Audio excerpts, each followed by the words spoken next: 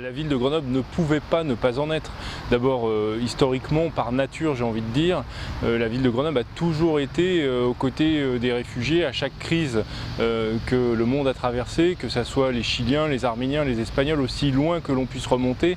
Grenoble a toujours été des villes solidaires qui prêtaient la main à ceux qui en avaient besoin. Donc historiquement c'était une évidence, et puis par nature, et j'ai envie de dire par envie aussi, il y a eu une montée extraordinaire de plein de bonne volonté des Grenoblois. Il fallait évidemment accompagner ce mouvement-là pour que toutes ces énergies positives donnent quelque chose de concret. Il fallait sortir du yaka, il faut que, pour arriver à faisons ensemble. Donc c'était la démarche de la ville évidemment. Toutes les bonnes volontés seront les bienvenues. Il s'agit pour la ville de créer une plateforme pour coordonner ces bonnes volontés. Donc c'est une plateforme qui est joignable par téléphone, également par email. Les gens pourront exprimer leurs capacités et ça répondra à des besoins. On va les mettre en rapport avec le tissu associatif qui est extrêmement mobilisé, les organisations caritatives également.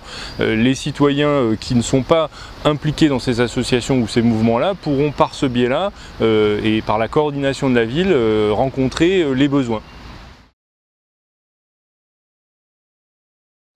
La création du réseau des villes solidaires auquel adhère la ville de Grenoble ne sera évidemment pas suffisant. D'abord parce que c'est la responsabilité de l'État que d'appliquer la Convention de Genève, les textes internationaux qui régissent le statut des réfugiés. Il faut que l'on arrive, par exemple par cette réunion avec le ministre de l'Intérieur dans quelques jours, à exiger du gouvernement qu'enfin il fasse ce qu'il faut, comme d'autres pays européens le font. Hein. La Convention de Genève, c'est la même partout.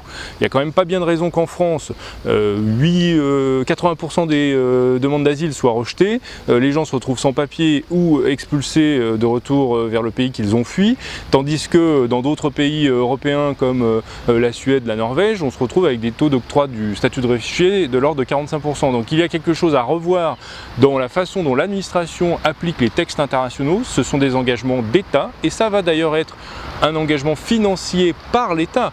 Il s'agit d'obtenir du gouvernement qu'il crée, s'il n'y en a pas assez, et on sait qu'il n'y en a pas assez, des CADA pour accueillir les demandeurs d'asile. C'est un effort financier qu'il doit faire depuis longtemps, qu'il est contraint à faire un peu tous les jours par le biais de tribunaux qui sanctionnent la France parce qu'elle ne respecte pas ses engagements. Au lieu de payer les amendes, on pourrait mettre les budgets nécessaires pour que les réfugiés soient accueillis dignement et conformément à des engagements internationaux qui datent quand même de 1951. Hein, c'est quand même pas tout neuf et on continue de ne pas le faire correctement. Si par la volonté des communes et de Grenoble notamment, on permet que le gouvernement fasse face à ses responsabilités, ce sera déjà une grande victoire. Mais ça ne sera pas suffisant parce que le dispositif tel qu'adopté par le législateur encore très récemment, là au mois de juillet 2015, il est quelque chose qui cherche à piéger le réfugié là où les villes veulent aider les réfugiés. Le but est d'aider, pas de piéger.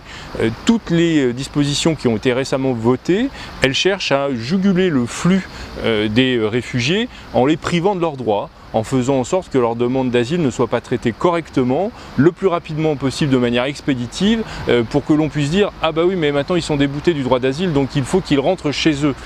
On fait un tri absolument insupportable entre les bons et les mauvais réfugiés, quand en réalité ce sont des gens qui fuient la guerre, qui fuient la terreur, qui fuient la persécution, mais aussi la misère, et puis ce sont des migrations qui sont naturelles. C'est quelque chose qui est porteur d'espoir que de voir des gens venir dans nos pays. Si on attire encore les étrangers, mais c'est formidable, je me demande parfois comment c'est possible. C'est quelque chose de positif, c'est porteur d'espoir et il faut arrêter de voir ça comme quelque chose de soit un danger, soit négatif. Donc ça aussi c'est un esprit qu'il va falloir essayer de modifier chez le législateur, chez nos gouvernements évidemment, mais ça va vouloir dire immédiatement réformer les derniers textes qui viennent d'être pondus sur le droit d'asile. Ce n'est pas possible par de belles déclarations dire nous allons accueillir les réfugiés et dans le même temps prendre des textes qui font la chasse aux réfugiés. C'est plus acceptable et la ville de Grenoble entend bien porter cette voix-là forte.